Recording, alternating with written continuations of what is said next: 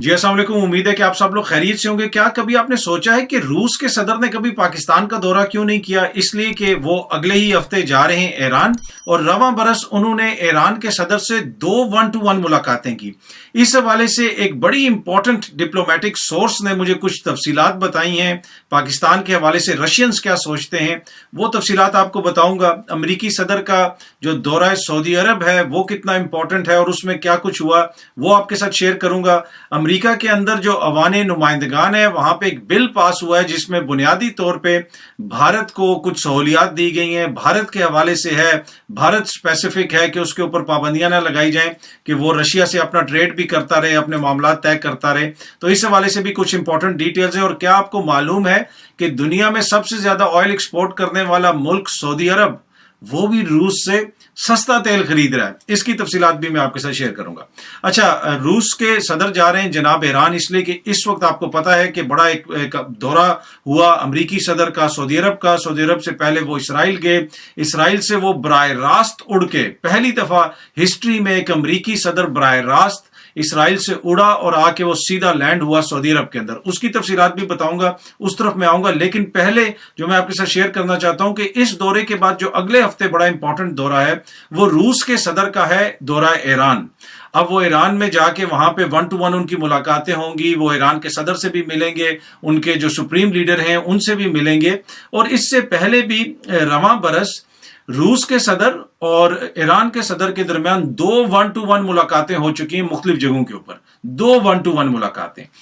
अच्छा, इस हवाले से मैं किसी सोर्स से बात कर रहा था जो रशिया में भी रह चुके हैं और मुख्तलिफ जगहों के ऊपर ड्यूटीज वगैरह अंजाम दे चुके हैं, डिप्लोमेटिक सर्कल्स को भी बड़ा अच्छा समझते हैं। तो उनसे मैंने पूछा कि जनाब ये क्या वजह है कि सदर पुतिन गालिबन 2018 में भी गए थे ईरान, अब दोबारा वो ईरान जा रहे हैं। फिर ईरान के सदर भी मॉस्को गए थे, उनकी रवां बरस 2 1-to-1 मुलाकातें भी हुई हैं।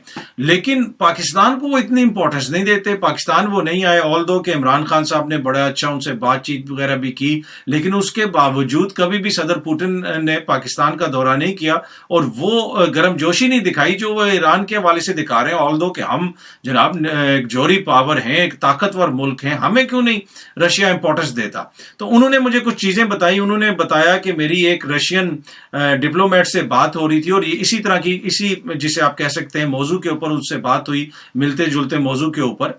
तो उन्होंने कुछ चीजें मुझे बताई। उन्होंने ये कहा कि आपके हवाले से ये तासुर है, पाकिस्तान के हवाले से ये तासुर है कि आपकी अपनी कोई टांगे नहीं है, आप किसी टाइम पे भी मुड़ जाएंगे, आप अपने उसके ऊपर, अपने जोर के ऊपर, अपने वजूद के ऊपर कोई काम नहीं करते, आप किसी के इशारों के ऊपर चलते हैं। ईरान आपसे बेशक कमजोर होगा, बेशक उसके पास जोरी ताकत नहीं है, लेकिन वो अपने फैसले खुद करता है। सदर पुतिन को पता है कि मैं उधर जाऊंगा, जो ईरान का सदर मुझसे वादा करेगा उसके ऊपर वो काम करेगा। ये नहीं होगा कि मैं आऊंगा पाकिस्तान और पाकिस्तान का वजीर आजम मुझे कुछ कहेगा तो बाद में पता चलेगा कि वजीर आजम की तो वही हुकूमत ही फारिग कर दी गई है, जो इस्टेब्लिशमेंट कुछ और कह रही है, सिविल हुकूमत कुछ और कह रही है, इसलिए कि अमेरिका ने दबाव डाल दिया है, सब कुछ खत्म हो गया।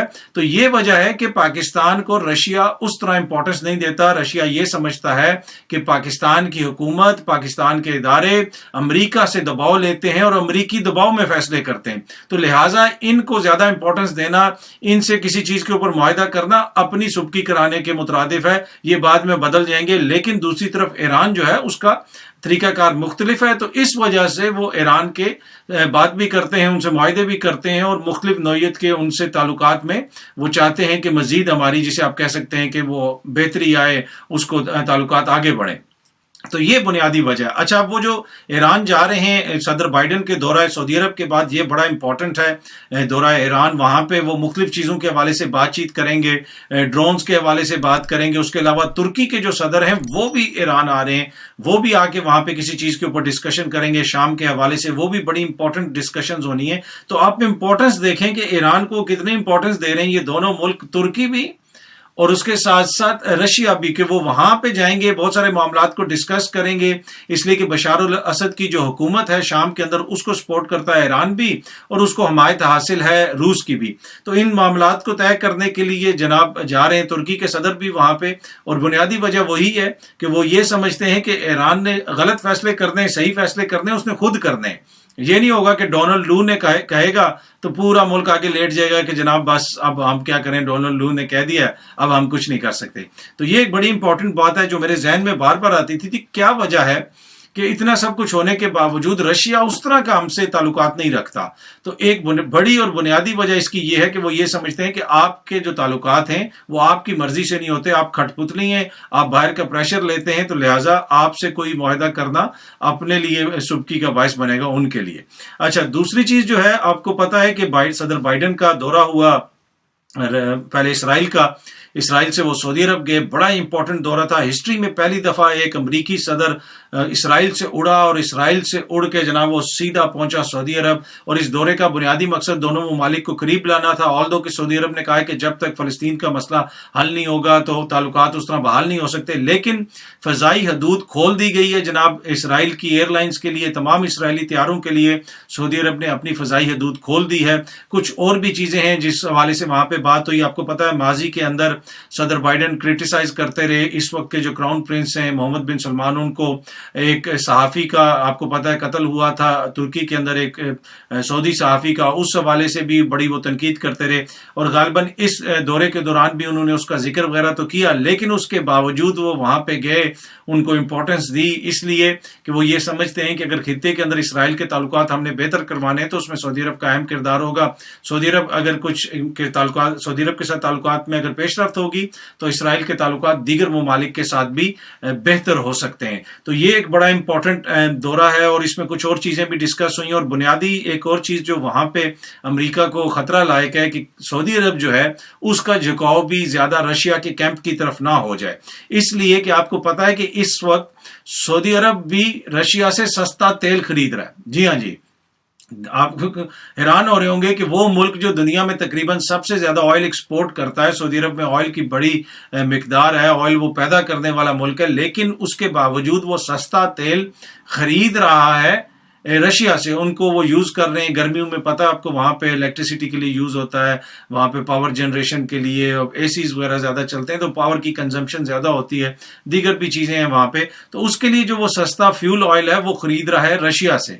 تو اس سے آپ اندازہ لگا لیں کہ ہر دوسرا ملک جو ہے رشیا سے سستا آئل خرید رہا ہے، اور دوسرے ملک سے میری مراد ہے کہ ہر دوسرا ملک جس کی خارجہ پالیسی آزاد ہے، جو اپنے فیصلے خود کرتا ہے، ڈونلڈ لو کے کہنے کے اوپر فیصلے نہیں کرتا، وہ رشیا سے سستا آئل خرید رہا ہے۔ لیکن ہمارے ہاں ابھی تک جو ہے اس کے اوپر کوئی پیش رفت نہیں ہوئی، ہمارے ہاں ہم اسی کے اوپر پھنسے ہوئے کہ جناب 18 روپے کم کر دیا، 100 روپے بڑھا کے، اور اس کے اوپر ہم بغلیں بجا رہے ہیں۔ اگر ابھی بھی ہم رشیا سے سستا تیل خریدنے کا کوئی طریقہ نکالیں تو ہمارے ملک میں تیل بہت زیادہ سستا ہو سکتا ہے۔ آپ کو پتا ہے کہ بھارت اس وقت سب سے زیادہ تیل جو ہے وہ رشیا سے خرید رہا ہے، کیونکہ ان کو سستا تیل وہاں سے مل رہا ہے۔ اس کے علاوہ انہوں نے دیگر بھی جو چیزیں ہیں اس ٹریڈ میں بھی انہوں نے اضافہ کیا ہے۔